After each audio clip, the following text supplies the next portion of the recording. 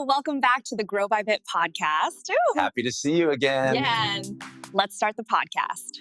Kamu pernah dengar nggak sih soal teori konspirasi yang bilang kalau para elit global itu sengaja nyebarin konten seksual di mana-mana?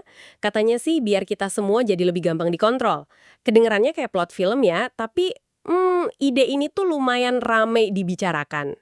Nah, hari ini kita nggak akan cuma ngomongin konspirasinya. Kita bakal bongkar tuntas apa kata sains di baliknya. Betul sekali. Dan kita punya materi yang, menarik banget. Sebagian besar kita ambil dari wawancara mendalam dengan Dr. Boyke. Jadi, misi kita hari ini adalah membedah total lanskap seksualitas zaman sekarang. Kita pengen lihat, kenapa sih perilaku seksual kita berubah drastis? Terus, apa dampak tersembunyi ke otak dan kesehatan kita? Dan yang paling penting, apa artinya semua ini buat hubungan pribadi kamu di era yang serba digital ini? Oke, kita mulai dari pertanyaan besarnya dulu deh soal hypersexualization ini. Apa benar ada semacam dalang di baliknya? Menurut sumber kita, ini beneran konspirasi yang terorganisir gitu. Nah, ini dia yang menarik. Menurut Dr. Boyke, ini bukan konspirasi dalam arti ada sekelompok orang rapat di ruangan gelap gitu, bukan. Ini lebih ke konsekuensi logis yang nggak bisa dihindari dari teknologi. Gampangnya gini, gawai di tangan kita ini kan portal tanpa batas ke segala jenis konten, termasuk konten dewasa. Aksesnya super gampang, 247. Akibatnya, terjadi pergeseran yang masif. Dr. Boyke kasih contoh spesifik loh. Dulu, anak laki-laki itu mimpi basah pertama kali rata-rata di kelas 2 SMP. Sekarang, karena paparan konten yang luar biasa, dia nemuin kasus anak kelas 5 SD udah ada yang ngalamin. Wow, kelas 5 SD. Itu lompatan yang jauh banget. Ini nunjukin seberapa dini otak terekspos sama rangsangan yang seharusnya belum waktunya. Dan ini bukan cuma soal psikologis atau moral kan? Katanya ada efek fisik yang benar-benar terjadi di otak kita. Tepat. Disinilah sainsnya masuk. Dan ini bagian yang agak mengkhawatirkan. Jadi waktu kita terlalu sering mengonsumsi konten seksual, otak kita itu kebanjiran hormon oksitosin. Sering disebut hormon cinta atau hormon pelukan itu loh. Oh, oksitosin. Iya tahu. Nah, dalam dosis normal, hormon ini bagus buat bonding. Tapi kalau berlebihan karena paparan konstan, menurut temuan medis yang dikutip Dr. Boyke, ini bisa ganggu fungsi normal lobus frontalis. Tunggu, lobus frontalis. Itu bagian otak yang mana dan fungsinya apa? Biar kita semua paham. Itu bagian depan otak kita. Ibaratnya CEO dari diri kita lah. Fungsinya buat ngambil keputusan, merencanakan, ngontrol impuls, sama berpikir rasional. Nah, ketika fungsinya keganggu, yang terjadi itu apa yang sering disebut brain fog, kabut otak. Kamu jadi susah fokus, sulit bikin keputusan penting, gampang lupa. Inilah penjelasan ilmiah kenapa ada nasihat buat nggak masturbasi berlebihan. Bukan mitos, tapi karena secara biokimia bisa ganggu keseimbangan di pusat kendali otak kamu. Gila ya? Dari sekedar nonton di layar, efeknya bisa sampai ke ruang mesin kita. Dan dampak ini kayaknya langsung kelihatan di dunia nyata. Dr. Boyke kan cerita kalau pasien yang datang ke kliniknya sekarang profilnya beda banget dibanding katakanlah 10 atau 15 tahun lalu. Beda total. Ini salah satu poin paling menyedihkan dari materinya sih. Dulu, keluhan yang paling sering dia tanganin itu masalah performa fisik. Misalnya, istri yang ngeluh anorgasmia, sulit capai orgasme, atau masalah seputar menopause. Sangat teknis. Sekarang, kasusnya geser jadi emosional. Banyak istri datang sambil nangis, bukan karena pasangannya nggak jago di ranjang, tapi karena mereka merasa diabaikan total. Suaminya lebih milih nonton porno dan masturbasi. Keluhannya berubah dari, "Dok, saya susah orgasme," jadi, "Dok, boro-boro orgasme, disentuh aja udah nggak pernah." Itu perubahan yang tragis ya. Masalahnya bukan lagi soal teknik, tapi soal koneksi manusianya yang hilang sama sekali. Dan kalau kita tarik lebih jauh nih, fenomena ini nyambung nggak sih ke data yang lebih besar, misalnya soal angka pernikahan yang katanya menurun drastis? Sangat nyambung. Ini jadi salah satu kepingan puzzle dari gambaran besar yang cukup suram. Gini koneksinya. Secara biologis, tingkat testosteron pria itu menurun alami sekitar 1-2% per tahun setelah usia 30. Penurunan ini dipercepat sama gaya hidup modern.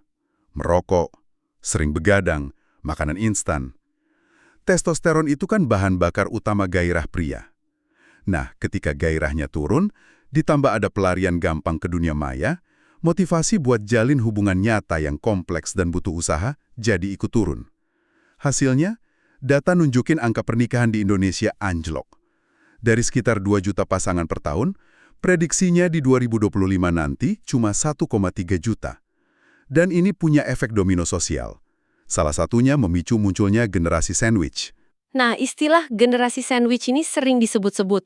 Mungkin bisa dijelasin dikit apa maksudnya? Tentu, generasi sandwich itu generasi orang dewasa yang posisinya kejepit di tengah.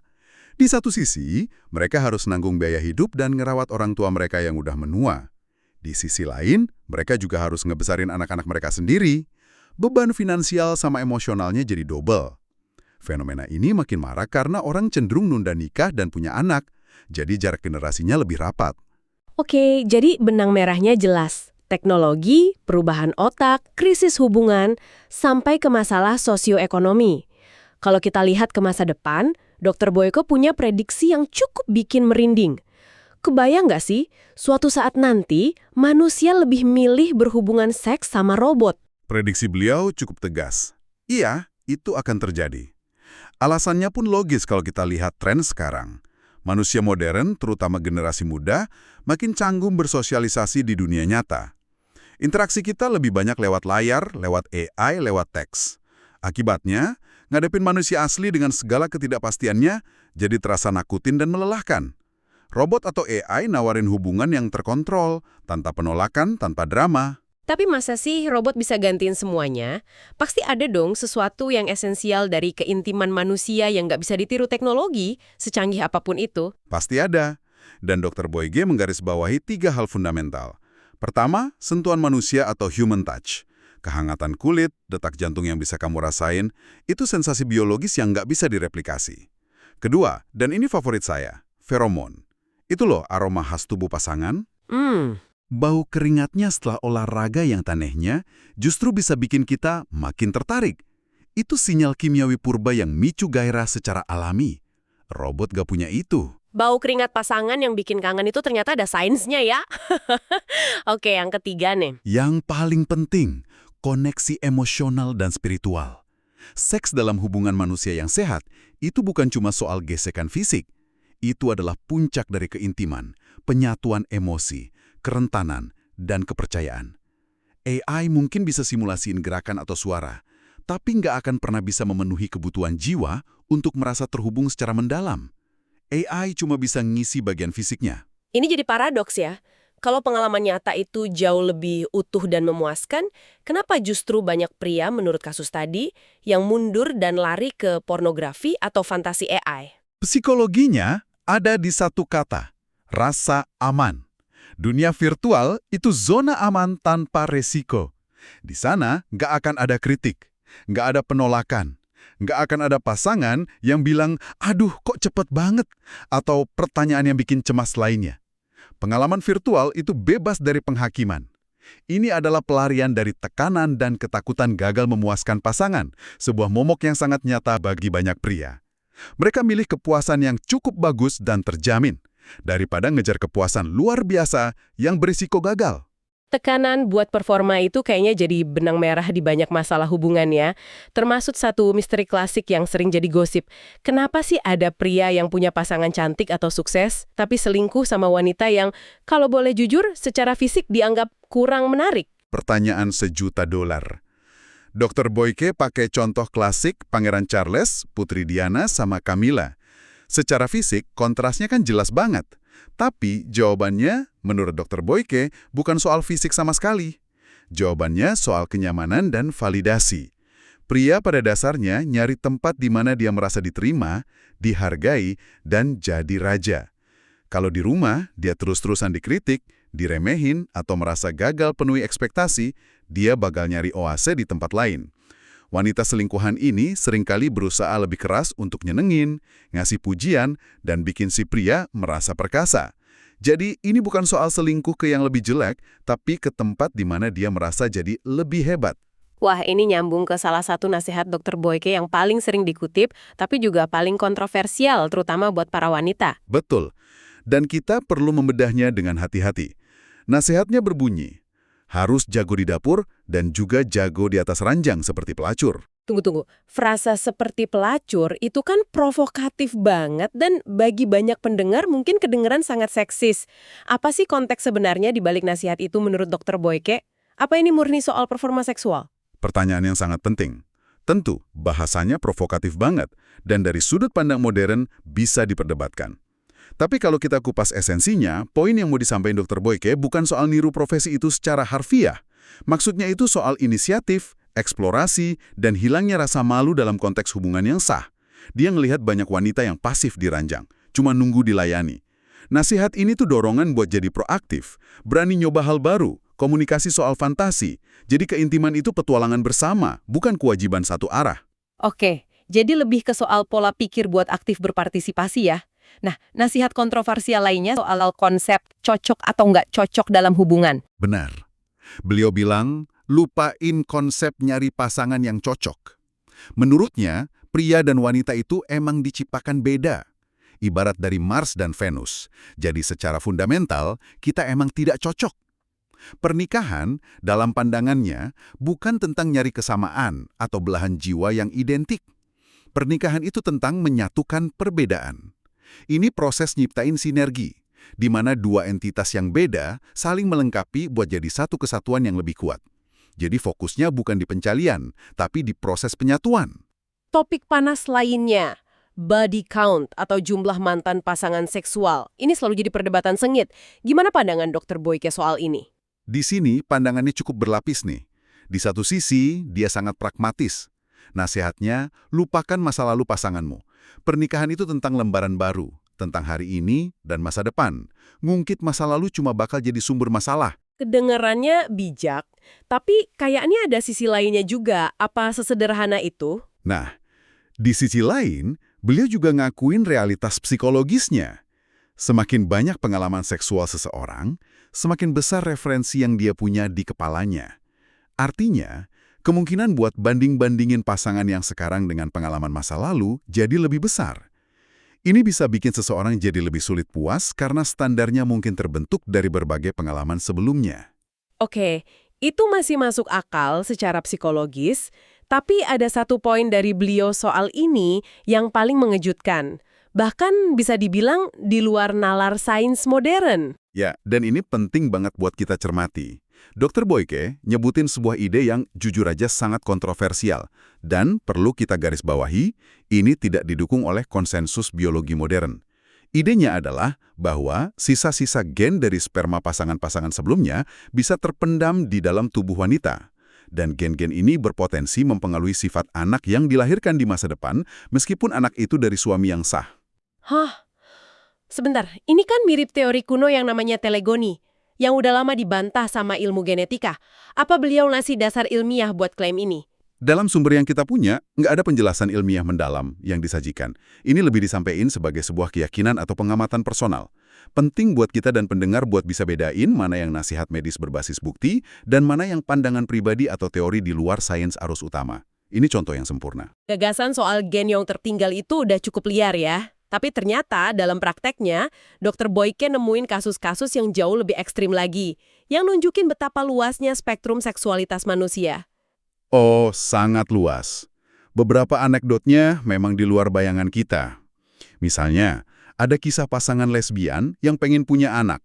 Salah satunya kemudian berhubungan intim dengan seorang pria.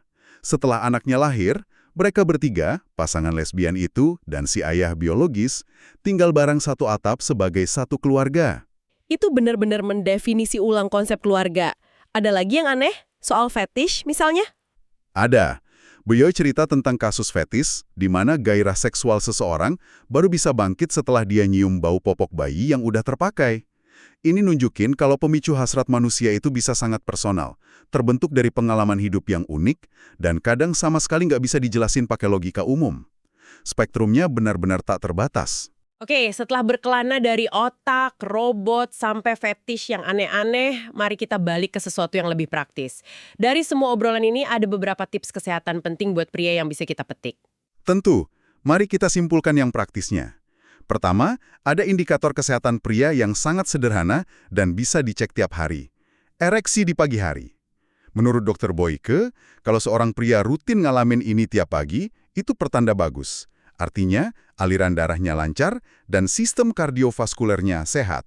Simpel tapi efektif. Terus gimana dengan tren di gym suntik testosteron buat ngebentuk otot? Aman nggak itu? Ini poin kedua yang sangat krusial dan berbahaya. Dr. Boyke sangat memperingatkan soal ini.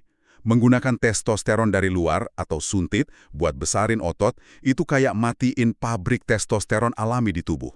Otak bakal ngasih sinyal, oh, testosteron udah banyak, kita berhenti produksi. Efek jangka panjangnya, produksi alami berhenti total dan penis bisa mengkerut atau mengecil ukurannya. Sangat gak sepadan risikonya. Wah, itu efek samping yang ngeri banget.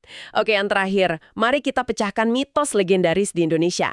Bener nggak sih masturbasi bikin dengkul kopong?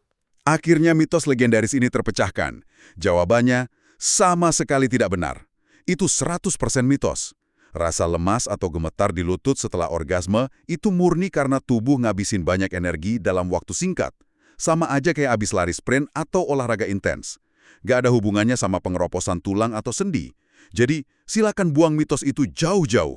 Oke, diskusi yang luar biasa padat. Kalau kita rangkum, kita udah lihat gimana konten modern bisa ngubah cara kerja otak kita. Ada tren manusia yang seolah mundur dari keintiman nyata ke dunia virtual yang lebih aman. Dan tantangan dalam hubungan modern jadi jauh lebih kompleks dari sekedar urusan fisik. Tepat sekali. Sebagai penutup, kami ingin meninggalkan satu pemikiran untuk kamu renungkan, yang ditarik dari filosofi Dr. Boyke. Beliau menekankan bahwa faktor lingkungan, gaya hidup, dan pilihan yang kita buat, atau nurture, berkontribusi sebesar 85% terhadap kualitas hidup kita. Sementara faktor genetik, atau bawaan lahir, nature, cuma nyumbang 15%. Angka 85% itu besar banget. Itu artinya sebagian besar hidup kita ada dalam kendali kita. Sangat besar. Dan itu ngasih kita kekuatan. Jadi pertanyaan terakhir untuk kamu, di tengah dunia yang terus-menerus mencoba membentuk keinginan, kesehatan, dan bahkan cara kerja otakmu, seberapa besar kendali yang sesungguhnya kamu miliki atas hidupmu? Dan jika kamu bisa mengubah satu hal saja hari ini untuk mengklaim kembali porsi 85% itu, hal apakah yang akan kamu pilih?